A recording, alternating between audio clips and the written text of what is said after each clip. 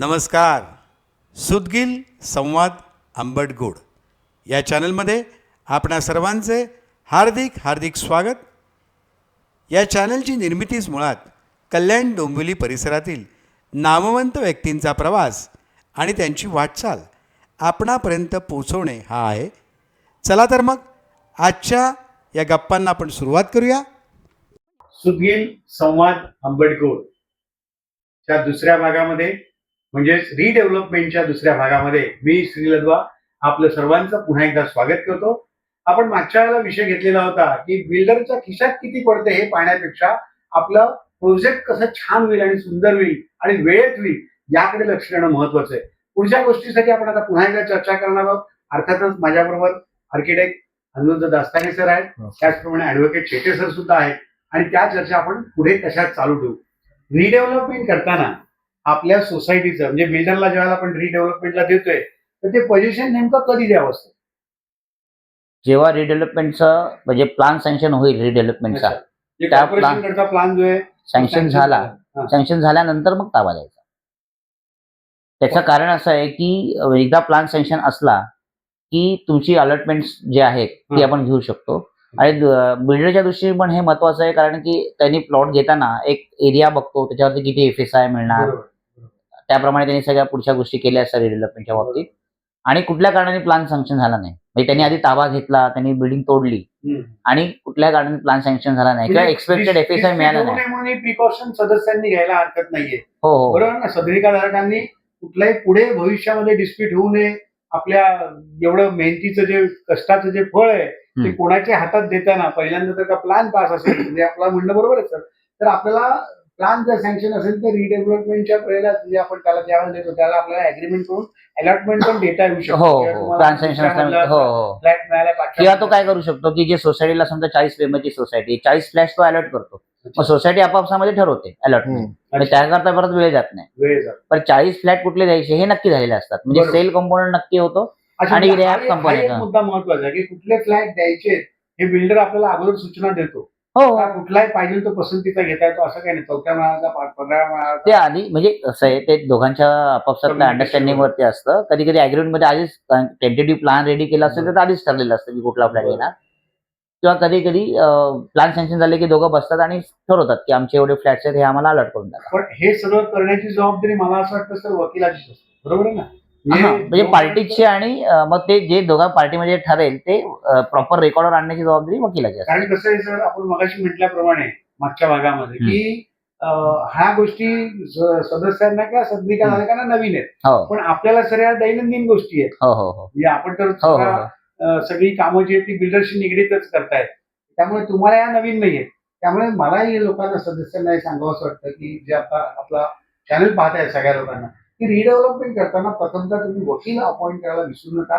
कारण ज्या काय अग्रीमेंट मध्ये होणाऱ्या ज्या काय गोष्टी आहेत त्याची सर्वस्वी माहिती जी आहे ती वकिलाला असते. आणि आपल्याकडनं आपण ज्यावेळेला वकील अपॉइंट करतो त्यावेळेला तो ह्या सगळ्या गोष्टीची दखल घेऊन आपल्याला कुठल्याही परिस्थितीमध्ये नवीन फ्लॅट वेळेत मिळेल, नियोजित वेळेत मिळेल याची तो खबरदारी घेत असतो, मला असं वाटतं. सर आणखीन एक असा प्रश्न खूप जण विचारतात किंवा 36 महिन्याचे अग्रीमेंट झालेले की 36 महिन्यात तो तुम्हाला बिल्डिंग बांधून देणार आहे. मोस्टली सगळीकडे 36 महिने हा विषय झाला. तर त्या 3 वर्षात तुम्हाला भाडं पण मिळणार आहे. पण काही काही बिल्डर असं करतात की सर भाडंही देत नाही, 36 महिन्यात ती इमारत प्लिंथ पण होत नाही. मग अशा वेळेला काय करायला पाहिजे? नाही, त्याच्याकरता म्हणून डॉक्युमेंट प्रॉपरली ड्राफ्टेड असला पाहिजे. म्हणजे जर का अशी सिच्युएशन आली की बिल्डर त्या वेळेत ठरलेल्या याच्यात बांधकाम पूर्ण करत नाहीये किंवा तो रेंट देत नाहीये, तर त्या केसमध्ये काय करायचं? त्याच्याकरता त्याची प्रोव्हिजन अग्रीमेंट मध्ये ऑलरेडी असली पाहिजे. मग अकॉर्डिंगली सोसायटी त्याप्रमाणे ऍक्शन घेऊ शकते. आणि समजा एखादा प्रपोजल असं झालं की समजा तुम्ही म्हटलं 36 महिने, तर त्यामध्ये नॉर्मली असं असतं की अजून 6 महिने किंवा वर्षभर त्यांना एक्स्ट्रा ग्रेस पिरियड देतात. त्याच्यातही नसेल होत, कारण की कुठेतरी एक्झिट पाहिजे, तुम्ही इन्फिनिटी मध्ये ठेवू नाही शकत. बरोबर. तर मग कुठेतरी तो एक्झिट, मग तो एक्झिट क्लॉज प्रॉपर पाहिजे. आणि मग एक्झिट होताना कसा एक्झिट होऊ शकतो, कारण की काय असतं की तो बिल्डरनी ऑलरेडी अर्धा बांधकाम केलं असेल, कॉन्ट्रॅक्टरचे पैसे असतील, सप्लायरचे पैसे असतील, काही बुकिंग घेतले असतील, त्या बुकिंगचे त्या लोकांनी पैसे दिले असतील, तर या सगळ्या गोष्टी खूप कॉम्प्लिकेटेड असतात. तर ते एक्झिट कसं होईल ते इझी नसतं, पण ऍटलिस्ट तुम्ही प्रॉपर प्रोव्हिजन केली असेल तर कधी तुम्हाला रिलीफ कुठेतरी चांगला व्यवस्थित मिळू शकतो, असं आहे. आणि मग त्याकरता तुम्हाला समजा बिल्डर ऐकतच नाही आणि पुढच्या गोष्टी काही होतच नाही, तर मग कोर्टात जाणं हाच पर्याय आहे. किंवा आर्बिट्रेशन क्लॉज असेल डेव्हलपमेंट अग्रीमेंटमध्ये तर मग आर्बिट्रेशन. म्हणजे सगळ्यात महत्वाचं असं आहे की कुठल्याही रिडेव्हलपमेंटला आपल्याला आत्ताच्या चर्चेतून एकच फायनल निघते, ते म्हणजे पीएमसी. पीएमसी अत्यंत महत्वाची आहे आणि सगळ्यात महत्वाची भूमिका जी निभावतो तो म्हणजे वकील. बरोबर. वकिलांनी ज्या वेळेला अग्रीमेंटवर सगळ्या आपल्या पदाधिकाऱ्यांच्या त्या सदस्यांच्या सगळ्या सह्या करून त्यावेळेला बिल्डरशी अग्रीमेंट होतो, ते जे अग्रीमेंट आहे ते फार महत्वाचं आहे आणि त्याची कॉपी मला असं वाटतं सर सर्व सदस्यांना पण देणं बंधनकारक असेल मला असं हो, वाटतं. घेऊ शकतात ना की सोसायटीकडनं. जेणेकरून हो त्या हो सगळ्या आणि प्लॅनची कॉपी जी आहे ती प्लॅनची कॉपी पण सदस्यांना देऊ मिळाली शकतात. पाहिजे. म्हणजे कसं असतं सोसायटीकडे बिल्डर देतो कॉपी आणि मग हे रिस्पेक्टिव्ह त्याचे काही चार्जेस असतील झेरॉक्सिंगचे आणि असं करून बरोबर. त्यांना सोसायटीला अर्ज करून ते घेऊ शकतात. काय प्रॉब्लेम मिळेल आणि त्यांना म्हणजे कमिटीवर देणं बंधनकारकच आहे. अच्छा. पण असंही मी पाहतो बऱ्याच ठिकाणी की सर ती अर्धवट कामं होतात, मग ती होत नाही. मग तो बिल्डर शेवटी म्हणतो, मगाशी जसं दास्ताने सरांनी सांगितलं की मला काही याच्यामध्ये काही प्रॉफिटच नाहीये, मी लॉसला गेलेले, माझ्या व्याजावर व्याज जाते. मग अशा सिच्युएशनला तो हात टेकून देतो की मी नाही आता काय करू शकत, तुम्हाला काय करायचं ते करा. मग त्यावेळेला सदस्यांनी किंवा सोसायटीनी काय करावं हा फार मोठा गहन प्रश्न आहे.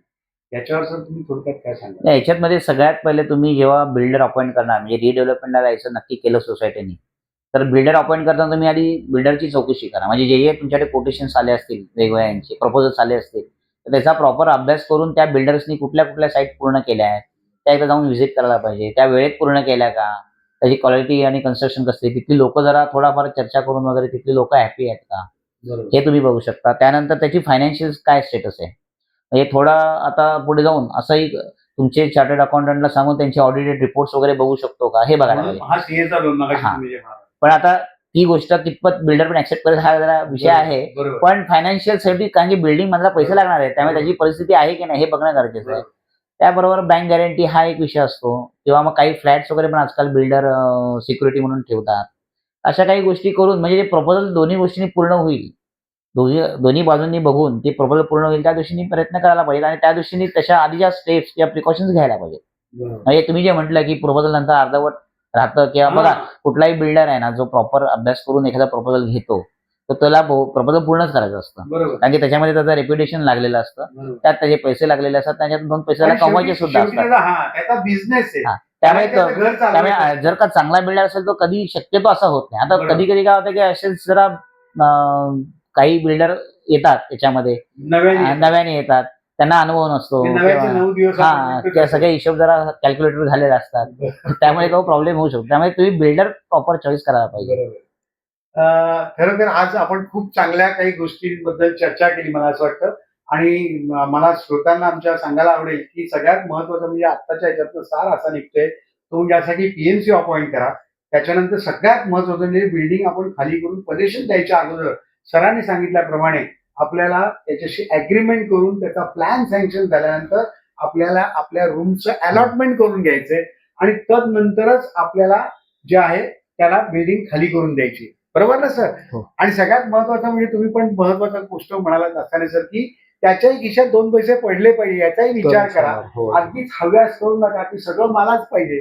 मग सगळं असं की सगळं मुसळ केल्याच जातं आणि मग नाही त्या गोष्टीला सामोरं जावं लागतं आणि शेवटी असं होतं की हातात एकदा गेलं की मग ते परत मिळवणं फार अवघड जातं. म्हणजे बऱ्याच वेळा असं होतं की एखाद्या सोसायटीमध्ये राहणारे जे सदनिका धारक असतात म्हणजे खास करून म्हणून सिनियरच झालेले असतात जवळ 30 वर्ष म्हणतात 30 आणि जॉबला 20-25 वर्षाचा म्हणजे 55 आसपास आणि नंतर ते बघायला म्हणून जातात तिथे डेव्हलपमेंट काय झाली आणि तिथे तो वॉचमॅन सांगतो कहा जा रहे भाई अंदर नहीं जा रहा है. सेठ ने बोला अंदर नहीं आने का. म्हणजे आपलीच जागा असून सुद्धा आपण त्या प्रिमायसेस मध्ये जाऊ शकत नाही आणि हे जर टाळायचं असेल तर खरोखर सगळ्यांना नम्र अशी विनंती आहे कारण प्रत्येकाचा पैसा जो आहे हा फार महत्वाचा आहे. आपण काबाड कष्ट करून पैसे मिळवलेले असतात तर थोडक्यासाठी गडबड करू नका. एक छानशी पीएमसी अपॉइंट करा आणि मगच त्यांच्या निर्णयानुसार त्यांच्या मार्गदर्शनानुसार पुढची वाटचाल करा.